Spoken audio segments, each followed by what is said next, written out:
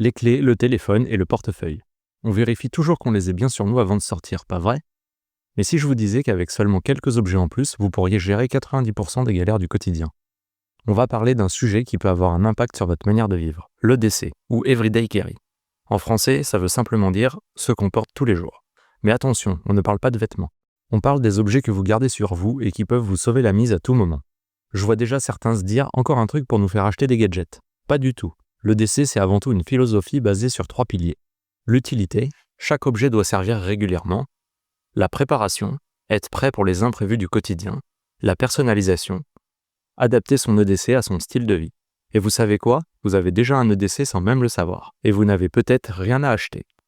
Avant d'entrer dans les détails, faisons un tour rapide de ce qui compose un EDC complet. On retrouve 3 grandes catégories. D'abord, le trio de base, c'est ce qu'on a déjà tous. Ensuite, les outils du quotidien, c'est là qu'on commence vraiment à se faciliter la vie. Et enfin, les solutions perso. Ça dépend vraiment de vos besoins. Le trio essentiel, c'est ce qu'on vérifie instinctivement avant de sortir. Ces fameuses petites tapes sur chaque poche pour être sûr de ne rien oublier. Premier élément, le téléphone. C'est bien plus qu'un simple outil de communication. Aujourd'hui, il nous permet de nous repérer, de payer, de prendre des photos, de nous éclairer. Bref, il remplace déjà beaucoup d'objets du quotidien.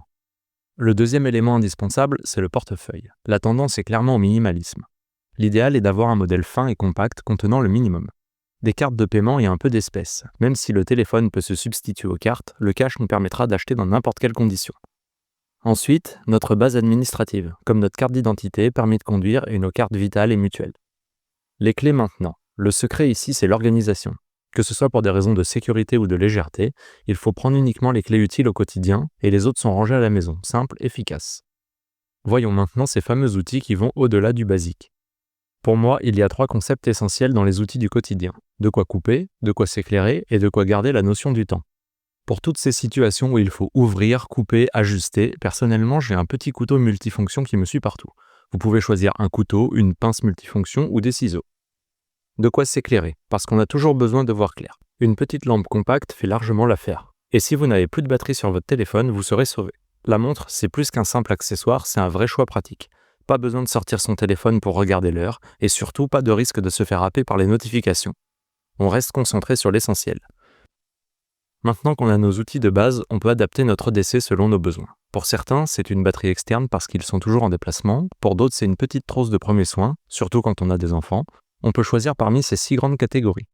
De quoi assurer sa sécurité, de quoi prendre soin de soi et des autres, de quoi tenir la journée sans avoir faim ni soif, de quoi dépanner et rester opérationnel, de quoi rester à l'aise quelles que soient les circonstances, de quoi s'occuper pendant les temps morts. Bien sûr, vous n'emporterez jamais tout ça. Il faut faire le tri et prendre que l'essentiel en fonction de vos habitudes et de vos priorités. Si vous souhaitez voir ce que j'ai choisi pour mon EDC personnel, j'en ai fait une vidéo complète. Maintenant qu'on a vu les différents outils, parlons organisation. C'est peut-être la partie la plus importante. Avoir le bon outil, c'est bien, pouvoir l'attraper rapidement, c'est mieux. L'organisation de votre EDC se fait sur 3 niveaux. Niveau 1, ce que l'on porte sur soi, pour les objets qu'on utilise tout le temps. Comme ça, ils sont accessibles immédiatement. L'exemple le plus parlant, c'est le téléphone portable. Niveau 2, ce qu'on garde à portée de main. Un sac banane, une pochette ou un sac à main pour les outils réguliers. Idéal pour la powerbank, le multitool, la trousse de secours. Ça reste facilement accessible sans encombrer les poches. Et enfin le niveau 3, le backup. Le sac à dos qu'on peut laisser dans la voiture ou prendre avec soi selon les besoins. Bon, je dis sac à dos, mais ma sœur se promène toujours avec son panier.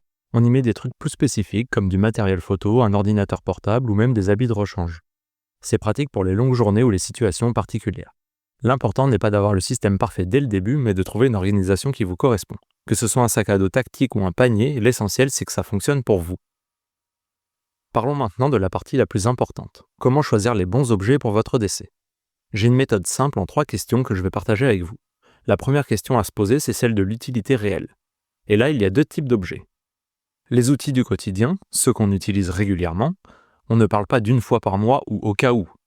Si vous prenez des notes plusieurs fois par jour, un carnet et un stylo deviennent indispensables.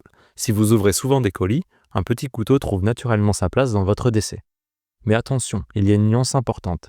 Certains objets ne sont pas là pour être utilisés souvent, mais pour leur impact potentiel. Prenez une trousse de premier secours par exemple. Le but n'est pas de l'utiliser tous les jours. D'ailleurs, on espère ne jamais avoir à s'en servir. Mais le jour où on en a besoin, elle peut littéralement sauver une vie. Un garrot peut passer des années dans votre sac sans servir, mais être l'outil le plus précieux de votre EDC le jour où vous en avez besoin. Deuxième critère essentiel, est-ce que je suis prêt à le porter toute la journée? Pour votre EDC, c'est pareil. Un objet qui vous gêne dans les poches, aussi utile soit-il, doit peut-être passer au niveau 2 dans votre sac. Prenons l'exemple des couteaux. Dans mes poches, je privilégie un petit couteau léger et discret. Mon multitool plus costaud, il trouve parfaitement sa place dans mon sac en niveau 3, toujours accessible quand j'en ai vraiment besoin. Et enfin, quelle qualité pour quelle utilisation? Plus vous utilisez un objet souvent, plus il faut investir dans la qualité. Prenez le portefeuille, vous l'utilisez plusieurs fois par jour, tous les jours. Ça vaut le coup d'investir dans un modèle solide qui va durer des années. Un truc que j'ai appris avec l'expérience, commencez toujours par une version basique. Utilisez-la pendant quelques semaines. Si vous vous rendez compte que c'est vraiment utile, là vous pourrez investir dans une version plus qualitative. Et surtout, rappelez-vous, votre EDC va évoluer avec le temps. Ce qui est parfait aujourd'hui ne le sera peut-être plus dans 6 mois. Et c'est parfaitement normal. On y est. Après tout ce qu'on vient de voir, j'espère que vous regarderez différemment ces objets qui nous accompagnent au quotidien.